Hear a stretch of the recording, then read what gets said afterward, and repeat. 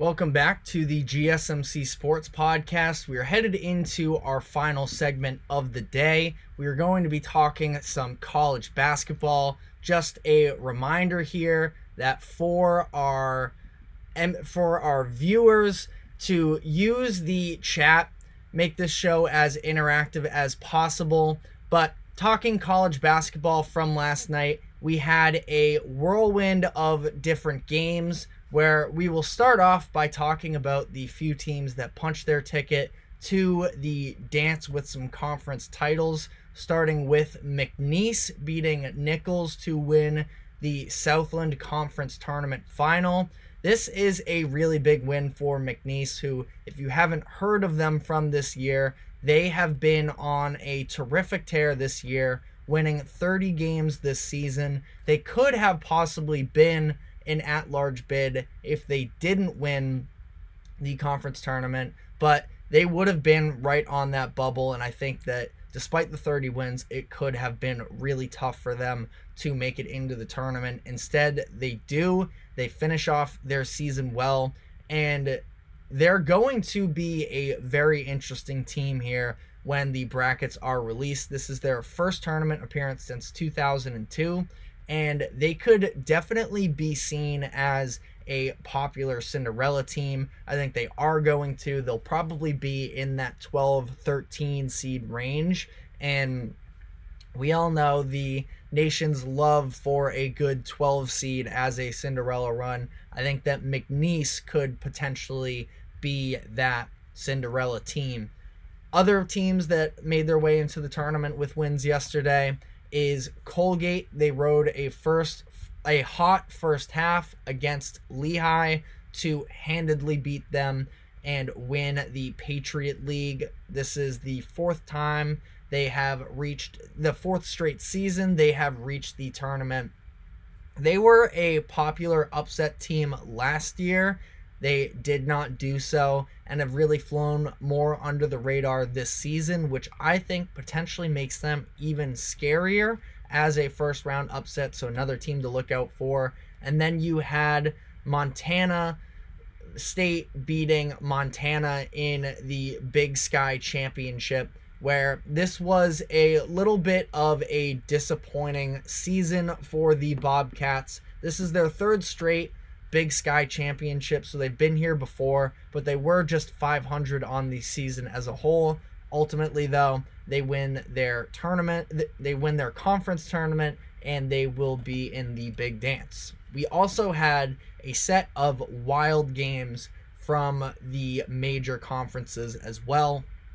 We had Clemson suffering a blowout loss that could really put their at-large bid in jeopardy. They lost 76-55 against Boston College. The Eagles now have a couple of dominant wins to try and put together a Cinderella run for themselves. But for Clemson here, they lose their last two games of the season to BC now, and they also lost to Wake Forest in the last game of the regular season, and they do so against BC in ugly fashion. The ACC has not seemed to get a lot of love from the national media and the selection committee this season. We know that Duke and UNC are locks, but outside of that, there is a lot up in the air. There is Clemson, Wake Forest, Virginia, and Pittsburgh all on the bubble. Syracuse was in that same tier a little bit as well until they lost to NC State yesterday, and now they'll be out. I think Clemson should be in, but it is definitely harmful the way that yesterday went for them, and at this point it's in the committee's hands now.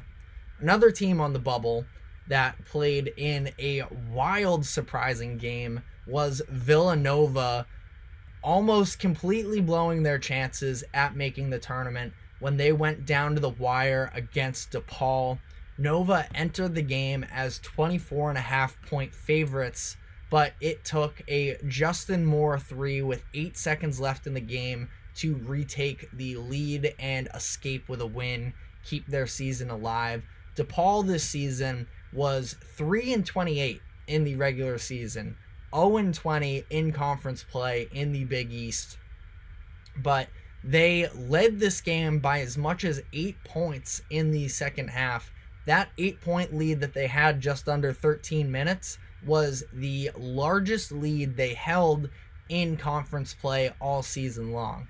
And Nova even ended up evening up the score, took a brief lead. DePaul took it back with a jumper from Jalen Terry to make it 57-55. DePaul with 1:13 left in the game. Nova misses a shot. DePaul actually gets a couple rebounds, a couple offensive rebounds, but is not able to capitalize on it, and it was Moore ending up hitting the game winner. But this was not a convincing performance for Nova if they want to show they are worthy of a tournament spot. No question now, they have to beat Marquette. Tonight, the game tips off at 9:30. It might also take another win afterwards, likely against Creighton. We'll see how that all plays out. But we've seen Villanova play down to competition this season, but this was new lows for them, especially being that it was with their season on the line, essentially. So we will see how that all plays out for the Wildcats, but DePaul was not the only winless team in conference play that almost pulled off a shocker yesterday, and we won't spend too much time on this because I don't imagine either of these teams to be in the tournament, but was just shocking that an 8-24 Missouri team took Georgia down to the wire as well. They fell apart down in the stretch of that game. They led late, but could not hold on. Mizzou was 0-18 in the SEC this year. They come short of claiming a conference win where they had it in their hands but let it slip away from them late in that game against Georgia.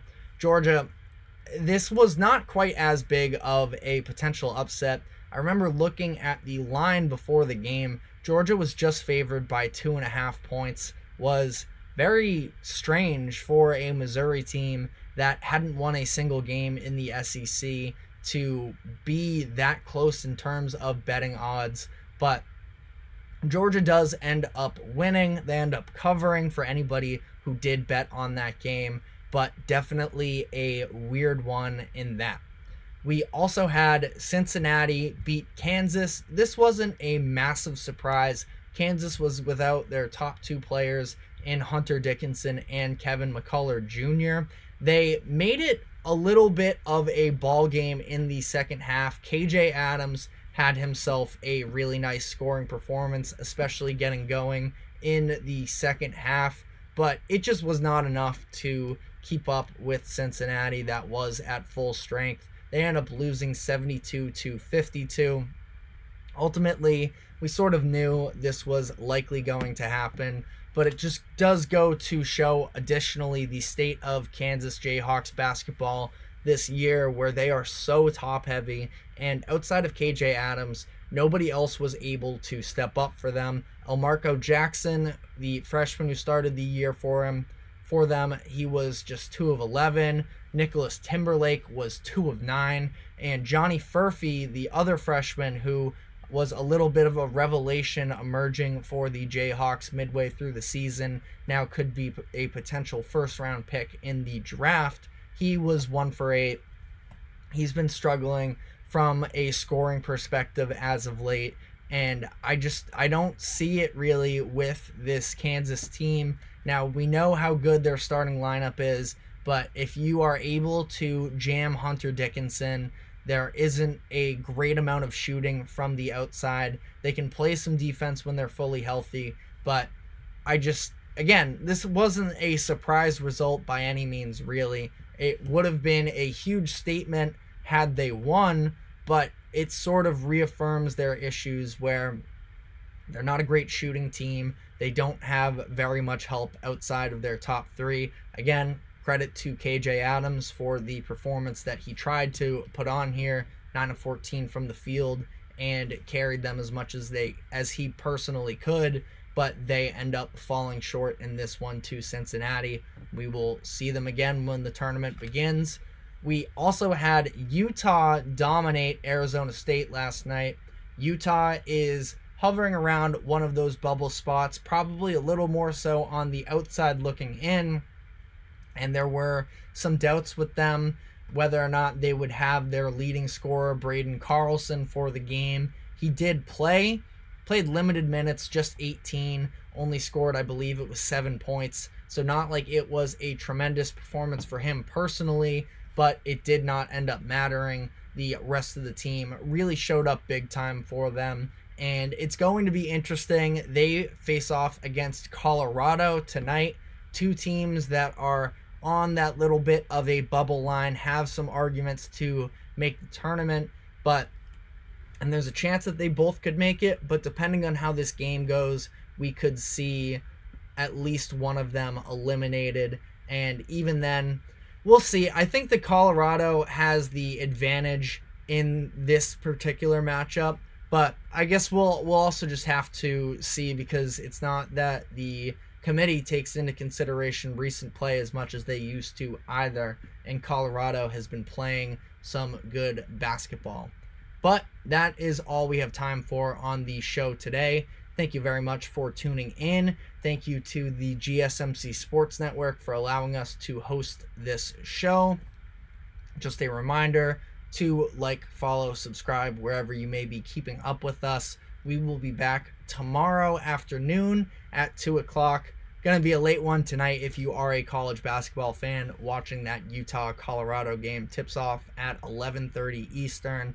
But we will see you tomorrow at 2 o'clock, and thanks for listening.